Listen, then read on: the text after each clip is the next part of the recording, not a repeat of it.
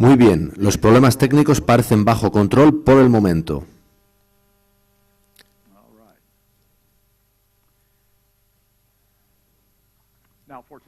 En la reunión de esta noche, no dirijáis a mí vuestra atención. Todo lo importante aparecerá en la pantalla.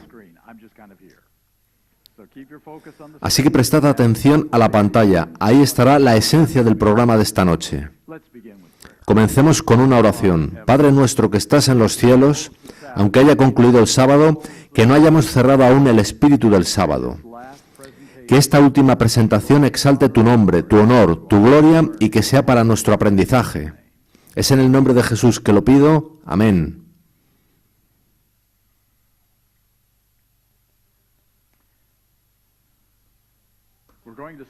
Comenzaremos con una cita fundamental, muy clara, que hizo Jesús sobre sí mismo.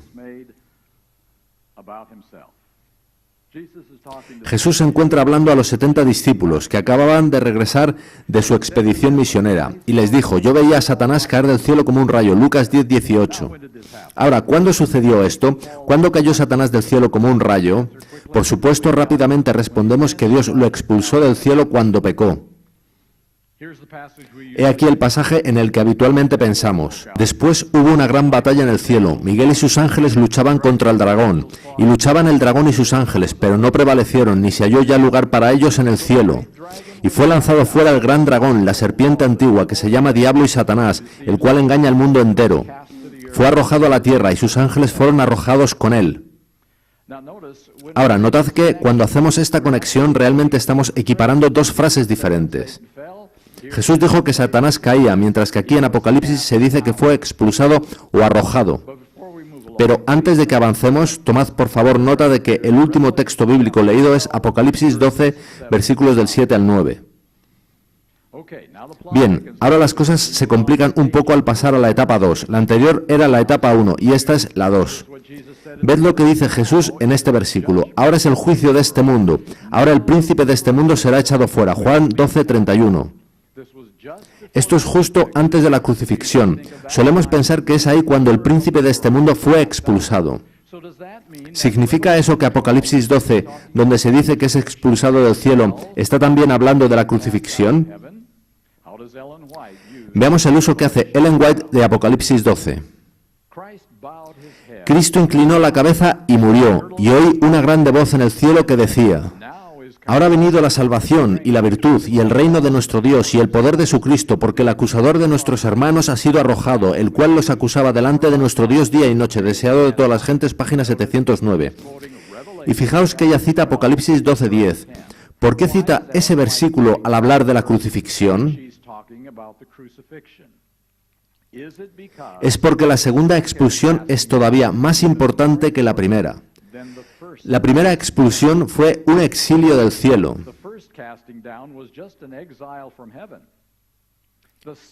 La segunda fue una pérdida de la credibilidad de Satanás, que es en torno a lo que gira el gran conflicto. Así que necesitamos alguna clarificación más. Quizás ayude este texto de Manuscript Releases. Tras la crucifixión, Satanás se dio cuenta de que se había extralimitado. Vio que se le había despojado de su disfraz, que el carácter del que había acusado a Cristo era el que él mismo demostró poseer. Fue como si cayera del cielo por segunda vez. Y por supuesto, esto sucedió en la cruz. Es como si hubiera algo en estos dos eventos, la caída de Satanás del cielo y la muerte de Cristo en la cruz, tan similar que los escritores inspirados parecen ponerlos juntos. Ellen White hizo la asociación aún un poco más fuerte. Dios miró a la víctima expirando en la cruz y dijo: consumado es, la raza humana tendrá otra oportunidad. El precio de la redención había sido pagado y Satanás cayó del cielo como un rayo. Así que hemos visto las etapas 1 y 2. Vayamos a la etapa número 3. Esta resulta familiar, ¿verdad? Está en Apocalipsis 12 del 10 al 12 y efectivamente se trata verdaderamente de la etapa 3. Ha sido lanzado fuera el acusador de nuestros hermanos, el que los acusaba delante de nuestro Dios día y noche. Y ellos le han vencido por medio de la sangre del Cordero y de la palabra del testimonio de ellos, y menospreciaron sus vidas hasta la muerte. Por lo cual alegraos cielos y los que moráis en ellos. Ay de los moradores de la tierra y del mar, porque el diablo ha descendido a vosotros con gran ira. sabiendo que tiene poco tiempo. Bien, fijémonos en algunos detalles de lo leído. Ha sido lanzado fuera el acusador de nuestros hermanos, eso es, en la muerte de Jesucristo. Pero después aparece un nuevo grupo, un grupo de personas que han vencido al diablo en sus intentos de derrocar a Cristo, poniendo en el proceso sus vidas en riesgo. Puesto que ellos vencieron, los cielos y todos sus moradores pueden alegrarse.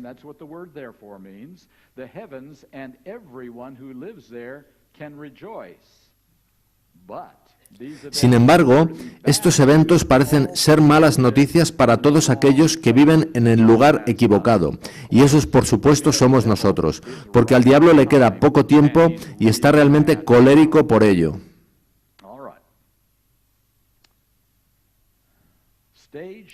Resumiendo, en la etapa 3, el acusador de nuestros hermanos ha sido lanzado fuera. Un grupo de personas han derrotado al diablo, poniendo en el proceso sus vidas en riesgo.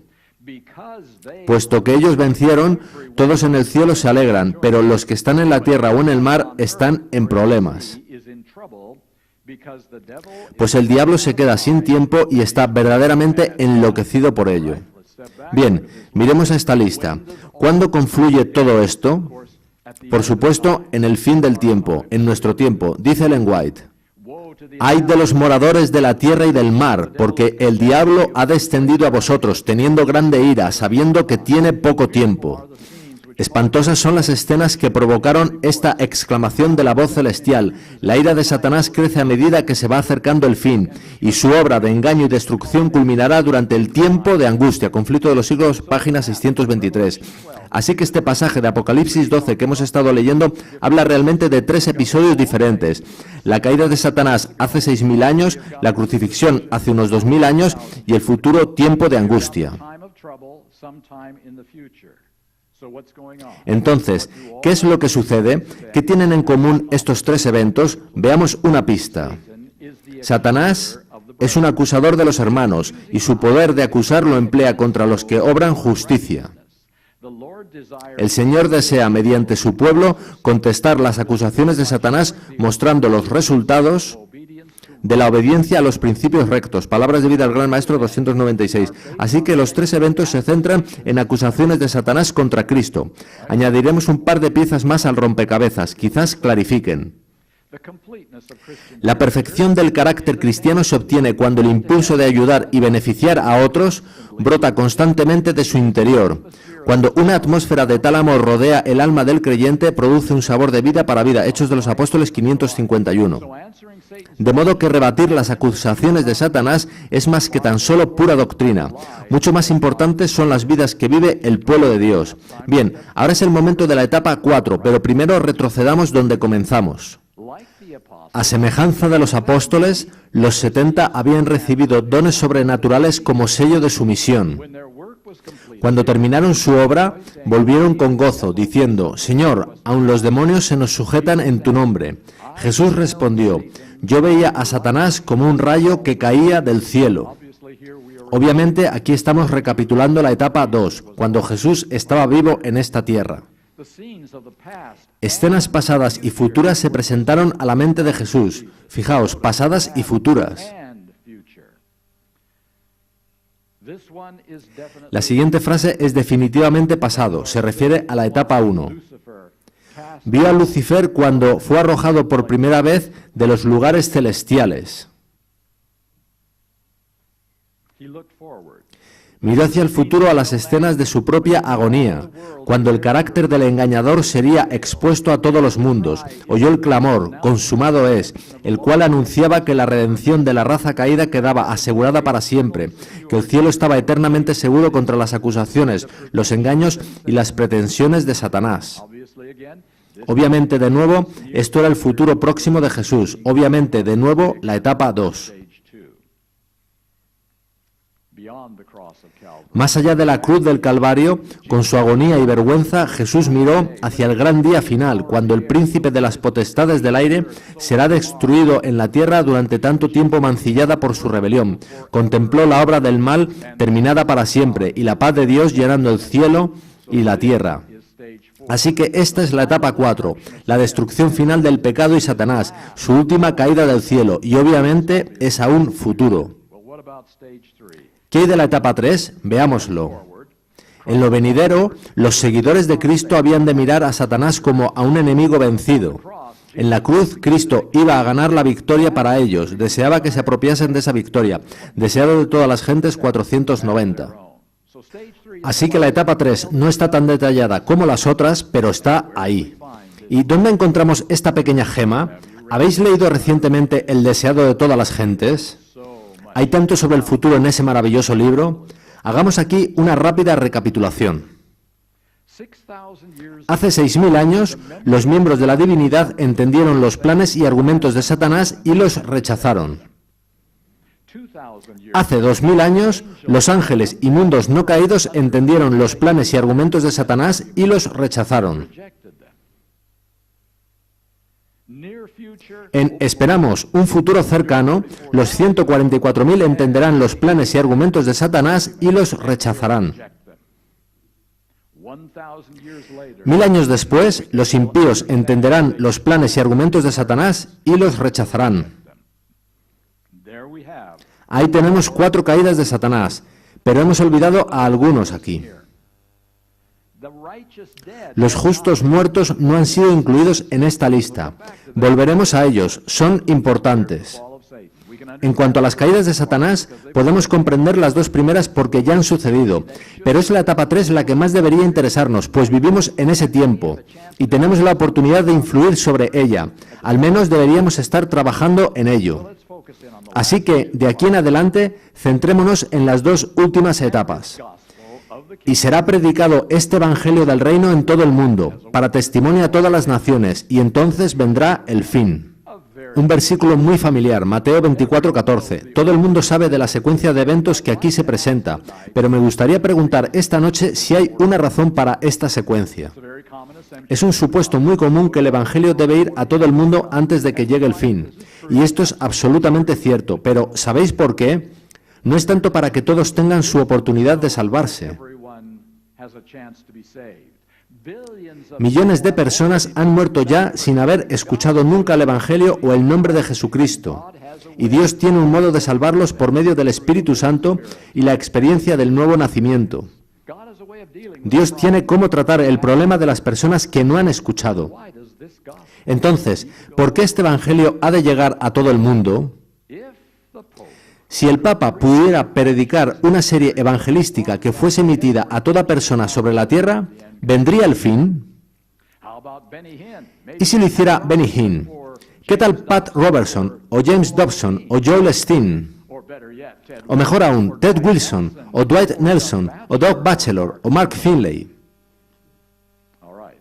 Bien, creo que lo captáis. Este Evangelio tiene que ser completo, maduro y suficientemente poderoso para traer el fin. Eso es lo que tiene que ser el Evangelio. Y si mi Evangelio, el que yo enseño, se queda corto en esas facetas, yo me quedaré corto en cuanto a concluir la obra de Dios, independientemente de cuánto haga. Recordad que en el servicio al Señor la calidad es siempre más importante que la cantidad. Nuestro fracaso, mi fracaso, en dominar el conocimiento de la salvación y del plan de redención es, hoy en día, el mayor punto de bloqueo en la resolución del gran conflicto, y las Escrituras hablan de tal bloqueo en los planes del Señor. Después de esto vi a 4 ángeles en pie sobre los 4 ángulos de la tierra, que detenían los 4 vientos de la tierra, para que no soplase viento alguno sobre la tierra, ni sobre el mar, ni sobre ningún árbol. Vi también a otro ángel que subía de donde sale el sol y tenía el sello del Dios vivo, y clamó a gran voz a los 4 ángeles a quienes se les había dado el poder de hacer daño a la tierra y al mar, diciendo: no hagáis daño a la tierra, ni al mar, ni a los árboles, hasta que hayamos sellado en sus frentes a los siervos de nuestro Dios. Y oí el número de los sellados, 144.000, sellados de todas las tribus de los hijos de Israel. Apocalipsis 7, del 1 al 4. Entonces, ¿cuál es el punto de bloqueo? Ahí está, el sellamiento está demorando los planes de Dios. Y, por cierto, también está reteniendo a Satanás. Él debería haber caído y mordido el polvo hace mucho. Así que él sigue por aquí en medio solo porque no estamos preparados, porque no estoy preparado para el sellamiento. Pero ¿por qué los planes de Dios no pueden avanzar sin el sellamiento? ¿Por qué es necesario? ¿Para qué sirve? Permitidme mostraros otro versículo, Efesios 3:10, para que la multiforme sabiduría de Dios sea ahora dada a conocer por medio de la Iglesia a los principados y potestades en los lugares celestiales. Fijaos que dice por medio de la Iglesia. De algún modo, la Iglesia, es decir, tú y yo, proporcionará una demostración de la multiforme sabiduría de Dios tan diferente de nada visto antes, que incluso los principados y potestades en los lugares celestiales aprenderán algo nuevo. Eso es todo un pensamiento, y esa demostración se hará por medio del sellamiento. Así que ahora podemos decir que es la necesidad de demostrar la sabiduría de Dios por medio del sellamiento de los 144.000 lo que está reteniendo las cosas. Ahora, ¿qué es la sabiduría de Dios? Esa es una pregunta cargada de implicaciones, casi insolente. Después de todo, ¿quién soy yo para estar hablando sobre comprender la sabiduría de Dios? Consideremos qué podemos aprender al hacer 4 preguntas sobre este asunto específico de la sabiduría de Dios que ha de demostrarse por medio de la Iglesia a los principados y potestades en los lugares celestiales. ¿Qué planes están siendo bloqueados? ¿Qué sabiduría de Dios podría requerir demostración? ¿Qué detalles necesitan demostración? Y finalmente, ¿puede el sellamiento hacer esas demostraciones? Las recorreremos en orden, de manera que nuestra primera pregunta es, ¿qué planes están siendo bloqueados? Bien, se trata de los planes de los que comenzamos a hablar, el fin que ha de llegar una vez que el Evangelio haya llegado a todo el mundo. En otras palabras, todo lo que sigue al sellamiento está siendo bloqueado, sobresaliendo 5 grandes acontecimientos: cierre del tiempo de gracia, tiempo de angustia de Jacob, segunda venida, recompensa de los justos y destrucción de los impíos. Pasaremos ahora a nuestra segunda pregunta. ¿Qué sabiduría de Dios podría requerir demostración? Y recordad que es para beneficio de principados y potestades en los lugares celestiales. Esa es una audiencia leal. La recompensa de los justos y la destrucción de los impíos. Los 2 últimos acontecimientos de la anterior lista aparecen aquí de nuevo y hay buenas razones para ello. Satanás ha estado protestando durante 6.000 años sobre los planes de Dios en estos asuntos. Y los habitantes no caídos de los lugares celestiales tienen también un interés en esto. Recordad que el pecado comenzó en el cielo y que Lucifer era su amigo. Los ángeles tienen buenas razones para asegurarse de que los planes de Dios no ponen en peligro el cielo y de que no se ejecuta a los impíos innecesariamente. Nuestra tercera pregunta era, ¿qué detalles necesitan demostración? Suponed que un profesor de matemáticas pone un problema que nadie resuelve. Pero el profesor anuncia que 7 estudiantes serán aprobados en cualquier caso. Tú querrías saber qué hizo a estos 7 estudiantes diferentes a ti y al resto de la clase para el profesor. Y este dice que la razón es que tienen ojos azules. Tú pensarás que eso no fue honesto, especialmente si no tienes ojos azules. El problema es que los ojos azules no tienen nada que ver con matemáticas. Eso no es una buena razón. Bien, ¿cuál sería una buena razón? Por ejemplo, que la clase estudiara de nuevo la lección e hiciera un nuevo problema. Si los 7 estudiantes lo resolvieran ahora, podría tener más sentido el aprobarlos.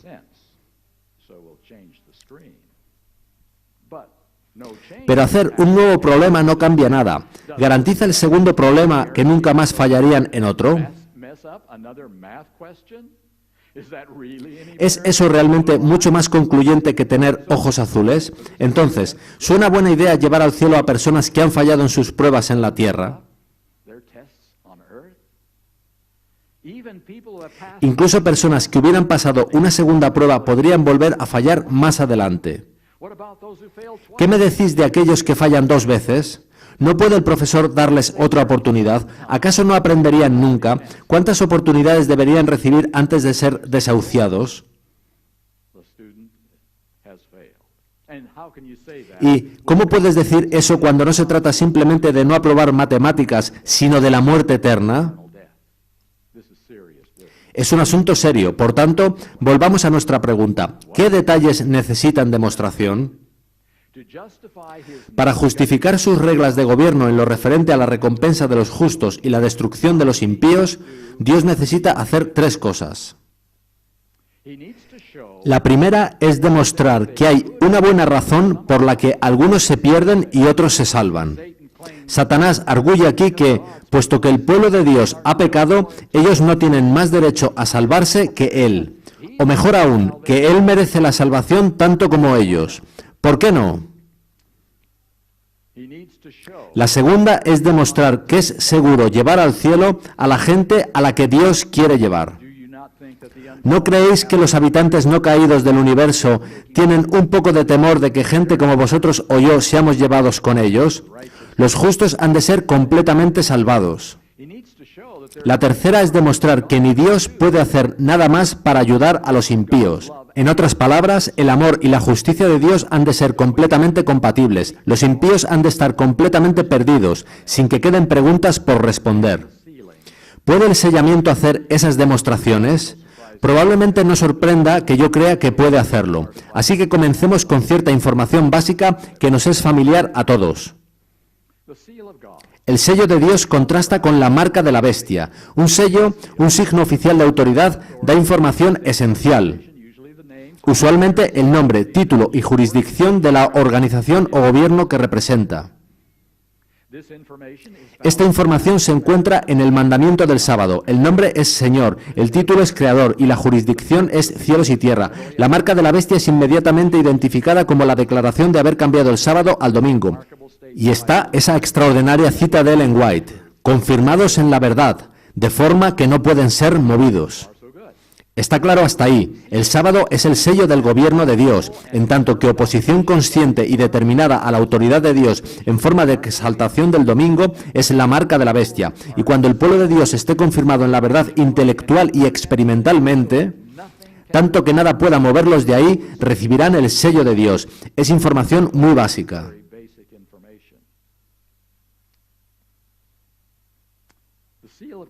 El sello de Dios es puesto en las frentes de los 144.000 antes del cierre del tiempo de gracia.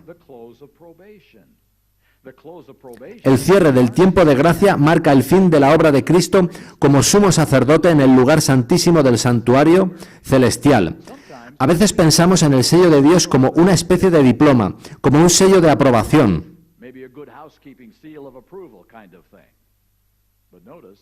Pero fijaos en que el sello se da antes de la prueba final. Los profesores no hacen eso, no reporten los diplomas antes de saber si los alumnos pasan la prueba. De modo que esto se trata de algo diferente. El conflicto entre la observancia del sábado y la marca de la bestia alcanza su máximo en el tiempo de angustia de Jacob, cuando aquellos que resistan a la autoridad combinada político-religiosa del mundo sean condenados a muerte. Ahora, recordad que esto es posterior al cierre del tiempo de gracia. Así que hemos de hablar un poco de Jacob. ¿Cómo entró Jacob en esta angustia? Porque así ha dicho Jehová: hemos oído voz de temblor, de espanto y no de paz. Inquirid ahora, y mirad si el varón da luz, porque he visto que todo hombre tenía las manos sobre sus lomos, como mujer que está de parto, y se han vuelto pálidos todos los rostros. ¡Ah, cuán grande es aquel día! Tanto que no hay otro semejante a él. Tiempo de angustia para Jacob, pero de ella será librado. Jeremías 30, del 5 al 7. Así que es Jeremías quien pone el nombre de Jacob para este momento, claramente refiriéndose a esa historia de la noche de pelea de Jacob en el arroyo de Jaboc que viene en Génesis 32.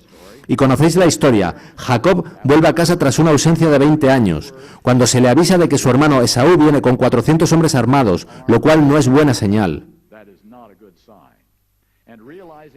Y dándose cuenta de que su única esperanza es Dios, pasa toda la noche orando, cuando a medianoche alguien le ataca. Así se quedó Jacob solo, y luchó con él un varón hasta que rayaba el alba. Y cuando el varón vio que no podía con él, tocó en el sitio del encaje de su muslo, y se descoyuntó el muslo de Jacob mientras con él luchaba, y dijo: déjame porque raya el alba. Y Jacob le respondió: no te dejaré si no me bendices. Y el varón le dijo: has luchado con Dios y con los hombres y has vencido. Génesis 32, del 24 al 30. Ahora, fijaos, a quien ora es el mismo con quien lucha por su vida. ¿Qué cree Jacob en ese momento? ¿Que Dios lo ama y le quiere bien o que lo odia y le quiere muerto? Se trata de fe en contra de vista, sentimiento, oído, olfato y sabor a sangre, los cuales son más fuertes.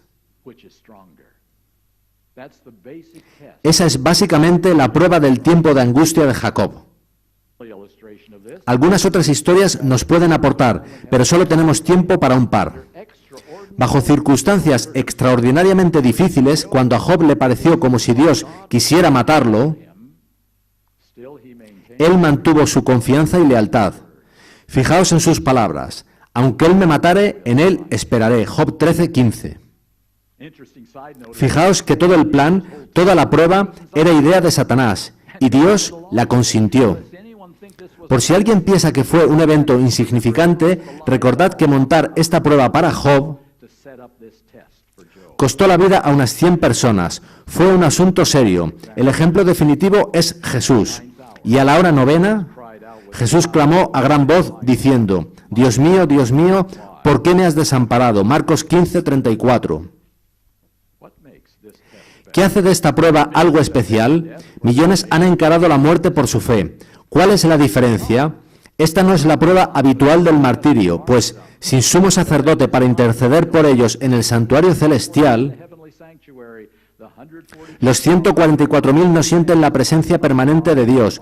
Todo estímulo sensorial les dice que Dios es su enemigo.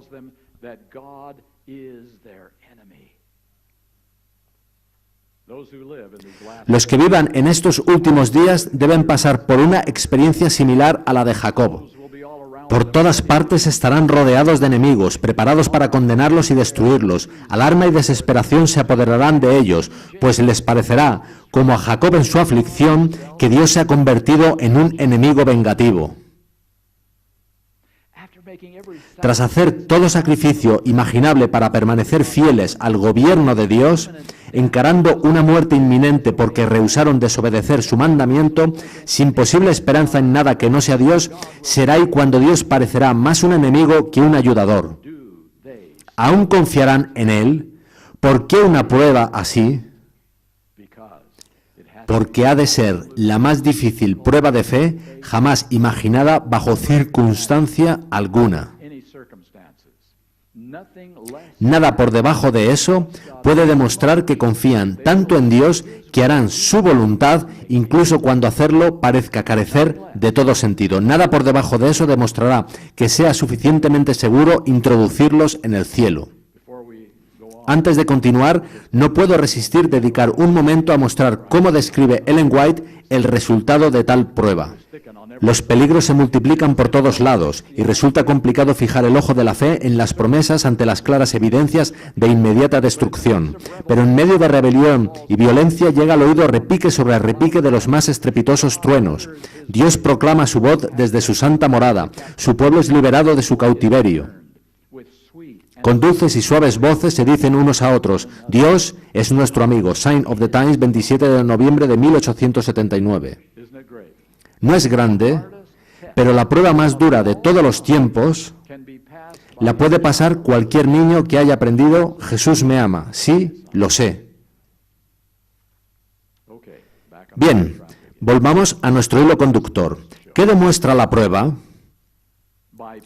Al poner su sello en los 144.000 antes de esta prueba, la más difícil posible, Dios proporciona evidencia convincente de que Él puede identificar correctamente a quienes es seguro permitir que entren en el cielo. Así que el sello no es un diploma, sino una demostración de la sabiduría de Dios, que ayuda a sus súbditos leales a sentirse más tranquilos con personas como vosotros o yo, de vecinos en el cielo. Pero demuestra más cosas, puesto que en ese momento todos en la tierra están familiarizados con este Evangelio, y solo aquellos que tienen fe pasan la prueba, y todos aquellos que tienen fe pasan la prueba. Esta prueba demuestra que la fe es necesaria para salvación, y fe más conocimiento de este Evangelio es suficiente para la completa obediencia. Es por eso por lo que el Evangelio ha de llegar a todo el mundo.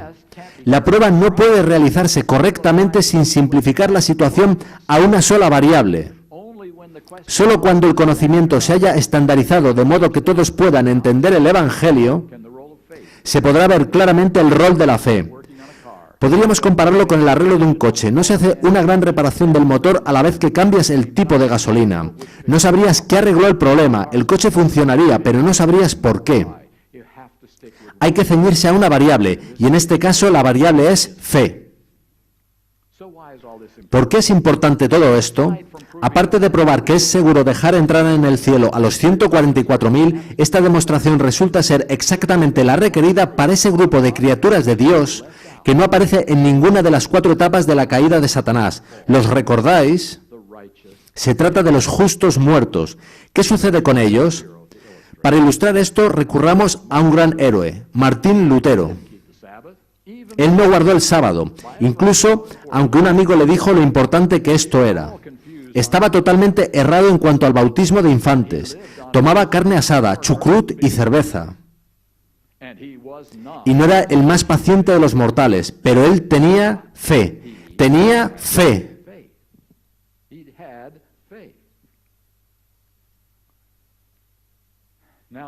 Jesús dice ahora, yo puedo enseñar a Martín Lutero los detalles de este Evangelio cuando llegue al cielo, pero el juicio investigador ya ha descubierto que él tenía verdadera fe. ¿Estáis todos de acuerdo si lo llevo a casa?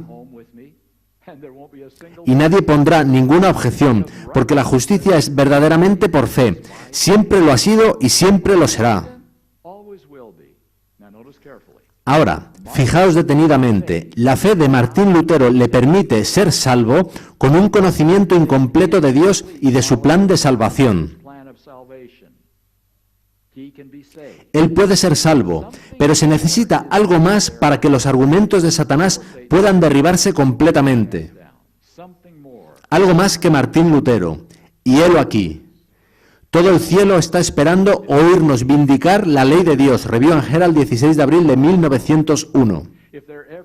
Si hubo alguna vez un pueblo que necesitase un aumento constante de la luz del cielo, es el pueblo que en este tiempo de peligro Dios llamó a vindicar su carácter delante del mundo. Testimonios para la Iglesia, volumen 5, 746. El honor de la ley de Dios tiene que ser vindicado ante los mundos no caídos, ante el universo celestial y ante el mundo caído. Recibiréis poder, 338.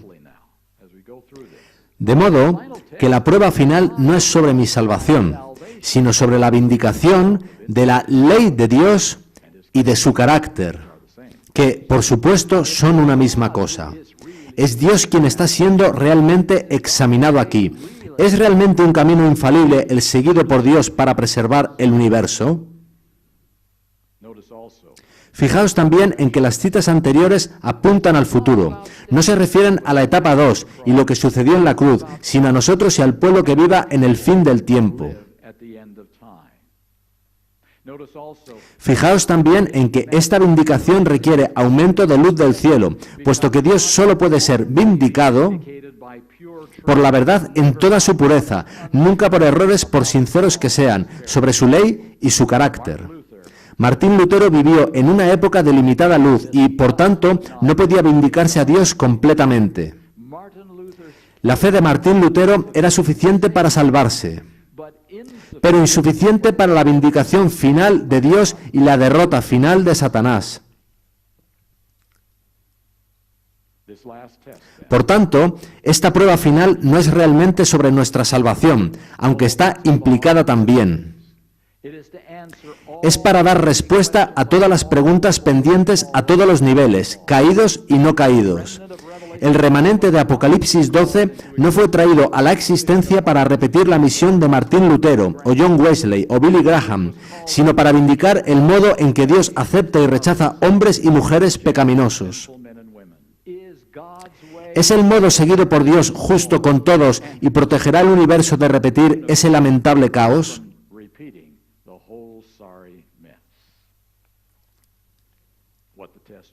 La prueba demuestra que Dios es justo salvando a personas con limitada luz en base a su fe.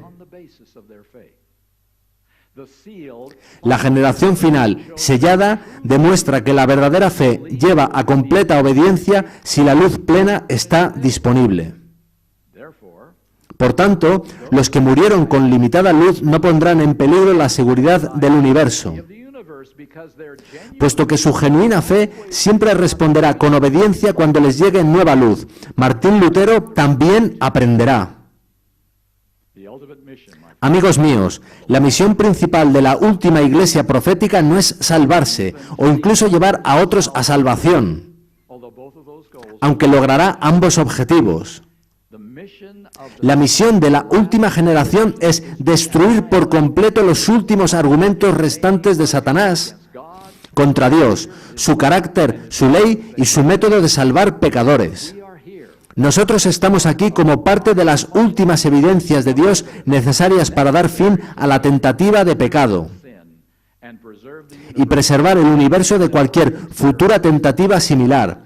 Dios, y no nosotros, es la razón por la que estamos aquí. Pero no hemos terminado. Nos adelantamos 1000 años. Tras un examen meticuloso de los libros de registro para contestar toda cuestión sobre por qué este o aquel no está entre los redimidos, ha llegado el tiempo de dar fin para siempre al pecado y los pecadores. Y conocéis la historia. Jesús y la Santa Ciudad descienden sobre el Monte de los Olivos, el cual se parte por medio. Y los impíos son resucitados. Tras un periodo de duración no conocida, pues no se nos dice cuánto dura, en el que todos los impíos preparan sus armas fuera de la ciudad y organizan sus fuerzas, estos están listos para realizar su ataque final a la ciudad. Al fin se da la orden de marcha, y las huestes innumerables se ponen en movimiento, un ejército cual no fue jamás reunido por conquistadores terrenales, ni podría ser igualado por las fuerzas combinadas de todas las edades desde que empezaron las guerras en la tierra. Satanás, el más poderoso guerrero, marcha al frente y sus ángeles unen sus fuerzas para esta batalla final. Hay reyes y guerreros en su comitiva, y las multitudes siguen en grandes compañías, cada cual bajo su correspondiente jefe. Con precisión militar, las columnas cerradas avanzan sobre la superficie desgarrada y escabrosa de la tierra hacia la ciudad de Dios. Por orden de Jesús se cierran las puertas de la Nueva Jerusalén, y los ejércitos de Satanás circundan la ciudad y se preparan para el asalto, conflicto de los siglos 664. Ahora, hasta aquí no veo nada con lo que Dios haya mostrado concluyentemente al universo que sería imposible recuperar a aquellos que han rechazado la fe. Como la ancianita de nuestra calle, que cultivaba preciosas rosas y daba pastas a los niños del vecindario, pero que nunca aceptó a Cristo. Sí, el libro de registros dice muchas cosas, pero ¿no hay alguna manera de llegar a ella? ¿No habría una oportunidad más? ¿No te lo plantearías? ¿No preguntarías? Lo haría Jesús, quien es el mismo ayer y hoy y por los siglos, quien dijo, al que a mí viene no lo echo fuera. Quien no quiere la muerte del impío, ¿acaso no permitiría Jesús entrar a un pecador arrepentido?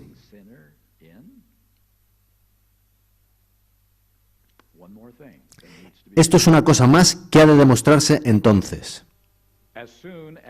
Apenas se abren los registros y la mirada de Jesús se dirige hacia los impíos, estos se vuelven conscientes de todos los pecados que cometieron.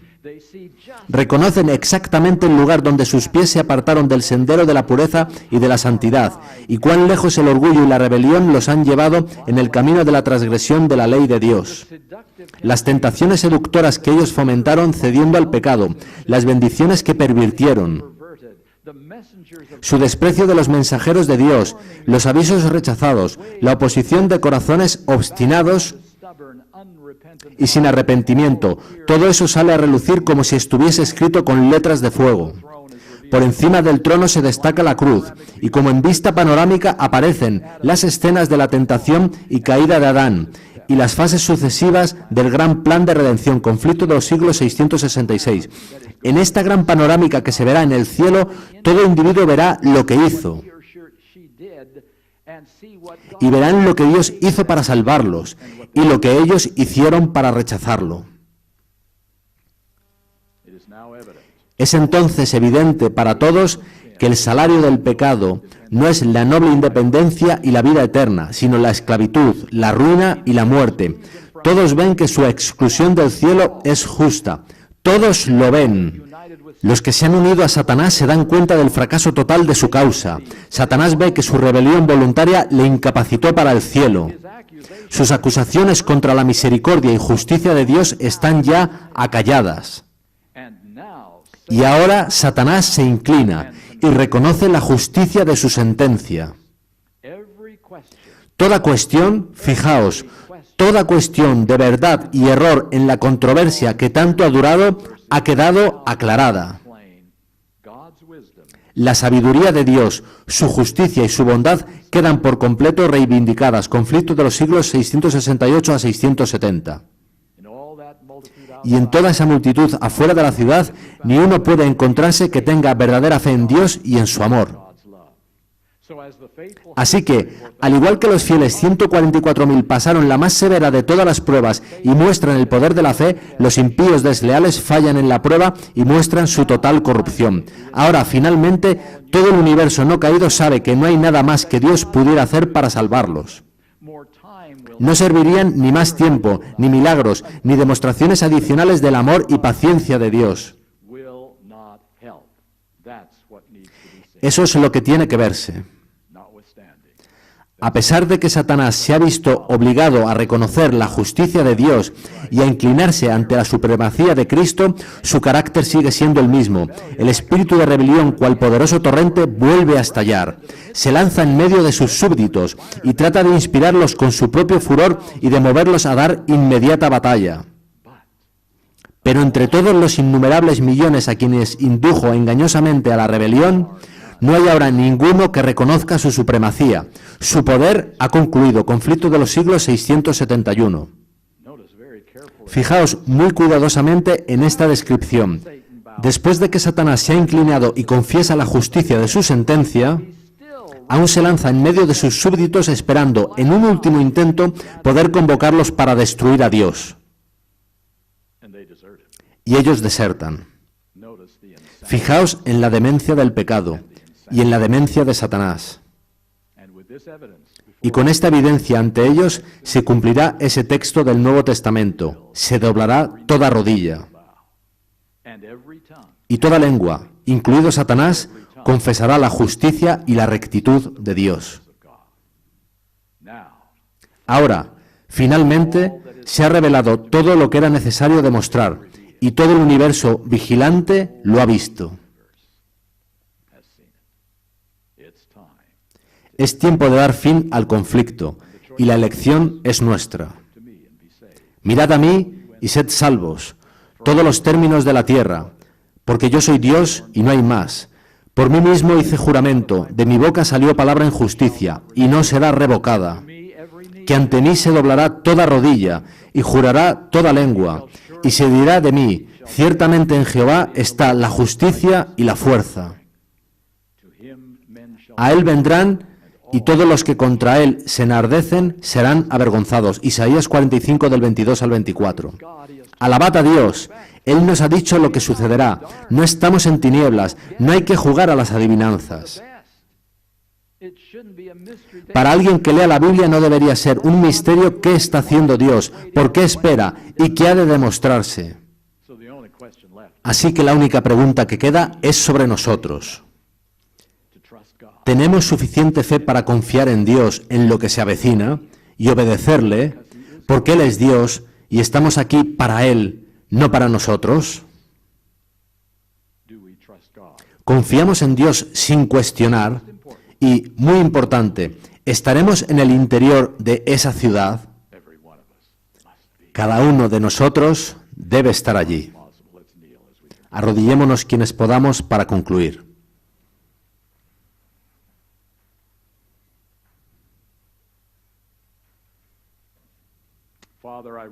Padre, esta noche quiero alabar tu nombre por trazar este plan, no solo para salvar a seres humanos, sino también por preservar al universo de nunca más tener que volver a pasar por esto.